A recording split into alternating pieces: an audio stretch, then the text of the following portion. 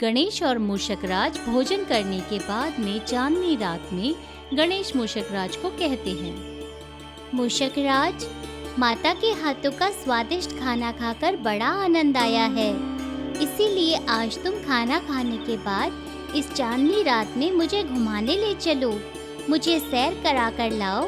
इतना मस्त नज़ारा है, चांद चमक रहा है, उसके आसपास चांदनी चमक रही है, ये चांद का उजाला कितना सुंदर दृश्य है, चलो हम घूम कर आते हैं।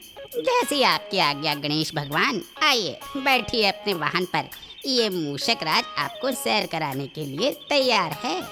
गणेश मूषकराज पर बैठ जाते हैं और मूषकराज दौड़ने लगते हैं। बड़ा आनंद आ रहा है, बहुत जोर से और जोर से भागो, बहुत आनंद आ रहा है। मूषकराज जोर जोर से भागते हैं। बड़ा मजा आ रहा है, और जोर से भागो, नहीं तो मैं आपके कान खींच लूँगा। नहीं नहीं गणेश, कान मत खींचेगा मेरा, मैं भागता हूँ। सैर करते करते गणेश और मूषकराज दूर तक चले आते हैं।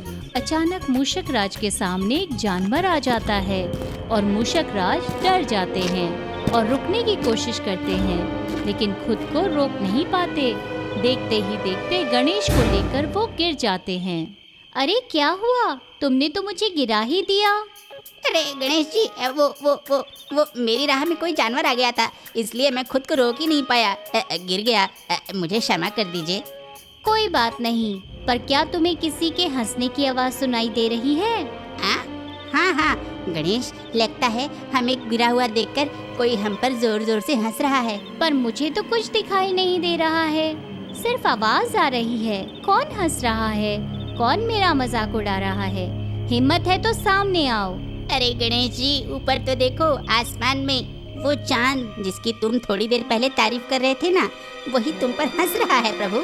चंद्रमा को हंसता हुआ देखकर बाल गणेश को गुस्सा आ गया, परंतु शांति पूर्वक चंद्रमा को समझाते हैं। हे चंद्रमा, तुम मुझ पर हंस रहे हो, ऐसे किसी पर हंसना गलत बात है, आप अपनी हंसी को रोकिए। मैं अपनी हंसी को रोक ही नहीं सकता क्योंकि इतनी जोर से आप दोनों गिरे हो। आपको अपनी हंसी को रोकना होगा, वरना ठीक नहीं होगा। मैं तो हंसूंगा ही। मुझे बड़ा आनंद आ रहा है आपको गिरा हुआ देखकर। आप जानते नहीं इसका अंजाम क्या होगा, मैं आपको श्राप दे दूंगा। अच्छा गणेश, मेरी रोशनी से सारे जगत में उजाला होता है। रात के समय मैं सबके मन को मोह लेता हूँ, मेरी सुंदरता सबको भाती है, और तुम मुझे क्या श्राप दोगे? मैं तो एक चांद हूँ। मैं तुम्हारी तरह थोड़ी हूँ ना। मुझ में और तुम में बहुत फर्क है। मेरा रूप देखो और अपना देखो, तुमको देखकर तो कोई भी हंसेगा। चंद्रमा हंसता ही रहा। ये देखकर गणेश को बहुत गुस्सा आ गया। हे चंद्रमा, मैंने तुम्हें कितनी बार समझाया कि मुझ पर मत हंसो, पर तुमने मेरी बात नहीं मानी। अब तुम्हें मेरे क्रोध से कोई नहीं बचा सकता। मैं तुम्हें श्राप देता हूँ कि तुम्हारी सुंदरता खत्म हो जाएगी, तुम्हारा रंग काला हो जाएगा, तुम्हारी चमक खत्म हो जाएगी। जो भी तुम्हारा ये काला रूप देखेगा, उसके बुरे दिन आएंगे, उसके जीवन में अंधेरा छा जाएगा और सब तुम्हें कोसेंगे, कुछ भी अच्छा नहीं होगा। ऐसा श्राप मैं तुम्हें देता हूँ।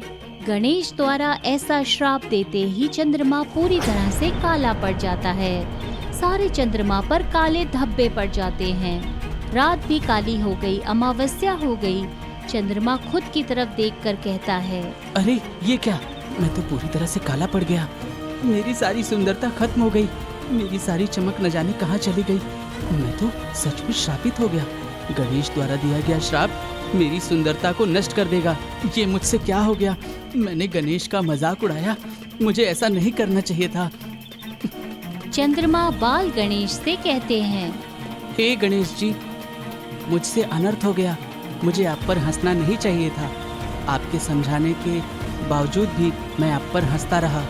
मुझे क्षमा कर दीजिए, मुझे मेरा रूप वापस दिला दीजिए। मैं तुम्हारी कोई बात नहीं मानूंगा। क्या तुमने मेरी बात मानी थी?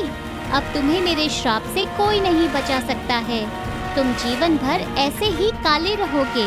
कभी तुम्हारा उजाला नहीं छाएगा, कोई तुम्हारी सुंदरता की तारीफ नहीं करेगा, तुम पर कभी भी चमक नहीं आएगी।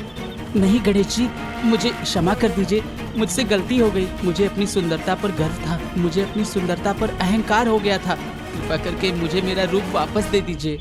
जाने भी दीजिए ना गणेश जी, माफ कर दीजिए इनको। आपका श्राप अपना वापस ले लीजिए। मैं भी तो एक राक्षस ही था, मुझे भी अपनी शक्ति पर गर्व हो गया था।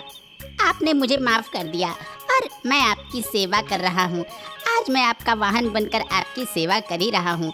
आपने मुझे भी तो उपाय बताया था ना। मैं विनती करता हूँ गणेश जी, चंद्रमा को माफ कर दीजिए।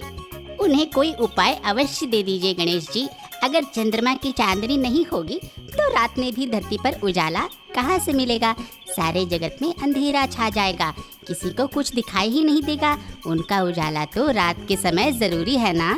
अगर चंद्रमा ऐसे ही काले रहे तो धरती पर उजाला कैसे होगा रात के समय?